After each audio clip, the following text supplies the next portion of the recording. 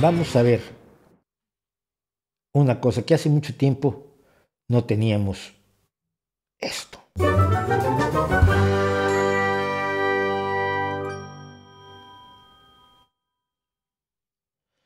Pues sí, estoy harto de las conspiranoias. Estoy totalmente harto de todas las conspiranoias. El otro día ya reventé en uno de los comentarios precisamente de aquí en el canal.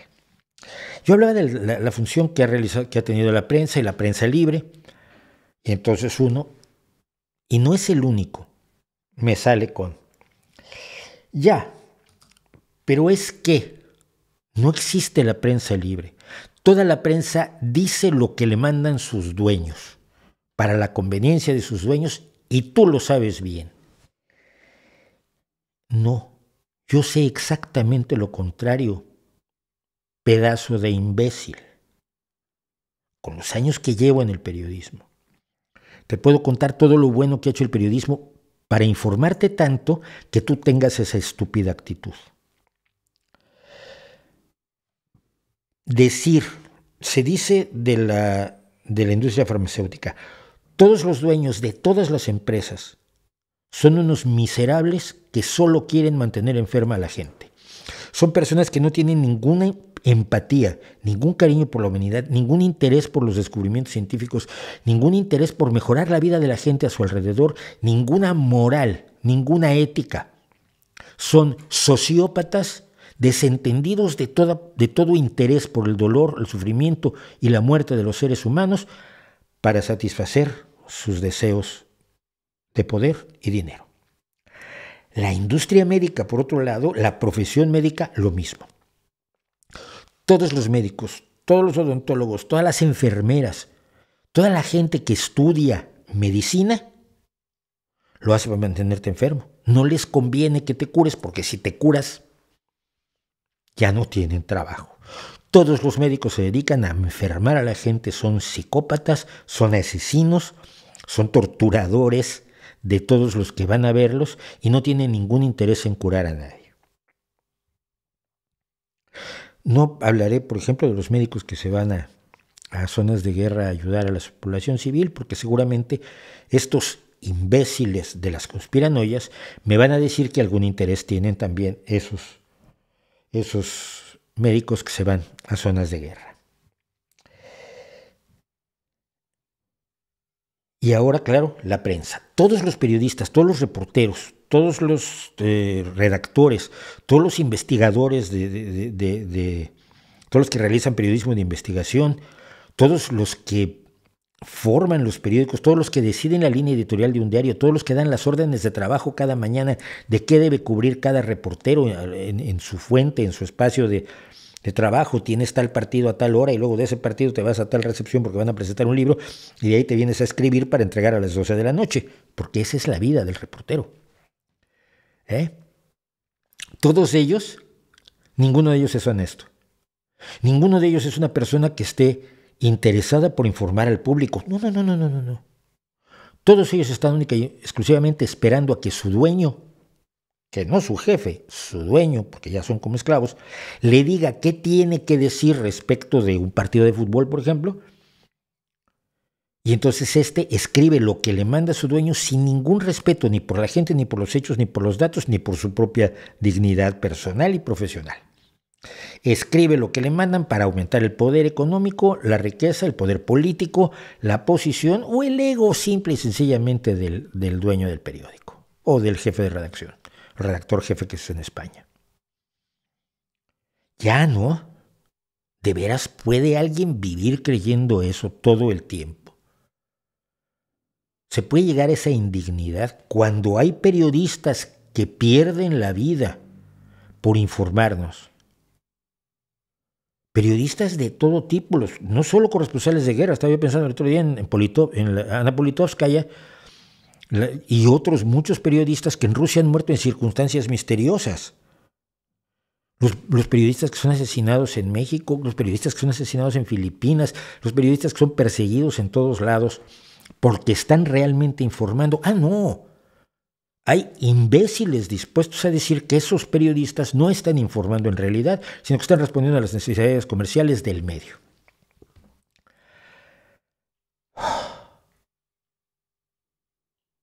¿En qué mundo viven? Yo llevo 46 años de periodista, lo he dicho, más o menos a los 21 años, 20 años, no me acuerdo, sí, en 76, tenía 21 años, empecé a escribir en El Nacional, un periódico del gobierno mexicano, era el órgano oficial del gobierno. Pero yo estaba en la Cultural y se me ocurrió empezar a entrevistar a escritores que no eran famosos o no lo eran demasiado, pero que escribían ciencia ficción y fantasía y estos géneros que en 1976 estaban muy mal vistos. No se imaginan ustedes, hoy que viven las glorias de Marvel y de Neil Gaiman, no tienen una idea de cómo era vista la fantasía, la ciencia ficción y el horror allá en 1976. Entonces yo iba a entrevistar a estos que habían escrito algún librito de ciencia ficción, Manu Dorbierer, Juan José Arreola, René Rebetés, Agustín Cortés Gaviño, que fue un personaje que además tuvo una gran revista literaria en México, y lo publicaba yo en El Nacional. ¿Creen ustedes que alguna vez alguien me dijo, tienes que entrevistar a fulano, o tienes que decir esto, o no digas que este entrevistado dijo que el gobierno es una mierda, porque alguno lo dijo? No con esas palabras, porque no se podían usar en el periodismo en México entonces, y había que decirlo de otra manera, pero se decía. Pues no, ni el periódico oficial del gobierno mexicano me dijo nunca eso. Lo que hacíamos es que luego los jefes se reunían conmigo y me decían, oye, ¿por qué preguntaste esto? ¿Por qué no preguntaste esto? Tú no habías visto que en esta otra entrevista hace una semana ya había contestado esto, ¿para qué lo repites? En fin, me enseñaron a hacer entrevistas, me enseñaron a hacer periodismo.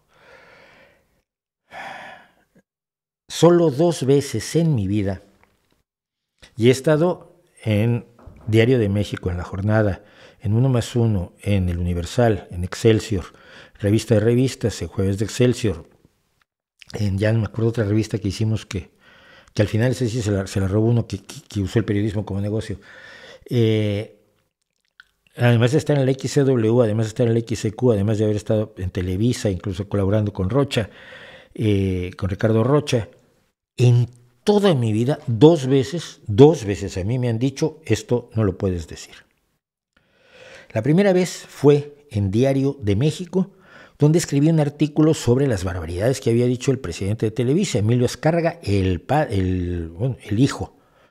El dueño fue el que fundó Televicentro, Emilio Azcárraga Vidaurreta. El siguiente fue el Tigre, Emilio Azcárraga Milmo, que un día lo pescaron con 3 copas de más y soltó por aquella boquita todo lo que había que soltar. Y yo lo comenté en mi página, en mi comentario editorial del Diario de México, donde yo había empezado haciendo política internacional, pero me empezaron a pedir que hablara yo de política nacional. Y yo, no, mira, es que en política nacional vamos a tener un problema. No, tienes que tocar política nacional, vale. Para eso la toqué. Y de pronto un día, yo mandaba por fax, no había internet, estábamos hablando de 1989, 90, sí. 88, 89, sí.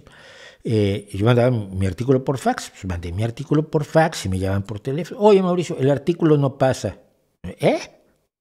Sí, el artículo no pasa. ¿Por qué? Bueno, pues nosotros tenemos muchos negocios con Televisa y se van a enojar con nosotros. Nosotros les imprimimos cosas en las rotativas del periódico y bueno, además el dueño pues, era un señor del PRI muy famoso, el dueño del Diario de México, y pues no podemos publicar tu artículo. ¿Puedes mandar otro? Dije, no. Cuando ustedes publican un artículo mío, yo empiezo a hacer el siguiente. Si este no se publica, yo no puedo empezar a hacer el siguiente. Cuando publiquen este, hago el siguiente. ¿Estás diciendo que ya no vas a escribir en el periódico, Mauricio? Estoy diciendo que si no publican este, no mandaré otro artículo hasta que publiquen este. Oye, lo siento mucho, piénsalo, ¿no? No. Yo firmo, y como firmo con mi nombre, yo me estoy haciendo responsable de lo que estoy publicando. Así que si no te gustó, así lo dejamos. Ni los denuncié en ese momento, ni hice un escándalo como se acostumbraría ahora. ¡Ay, estoy ofendidísimo! Me han censurado. No. Simple y sencillamente, ese fue el trato. Después, y mucha gente lo sabe, en la radio, por capricho de una productora, y precisamente porque no era de los dueños, sino solo de una productora el capricho, cuando el desastre de Fukushima, yo me obligaron a entrevistar a uno de los personajes de Ecologistas en Acción, Paco Castejón, que es un físico nuclear renegado, es decir, se niega lo que estudia en física nuclear cuando defiende la ecología, según él. Los ecologistas en acción absurda.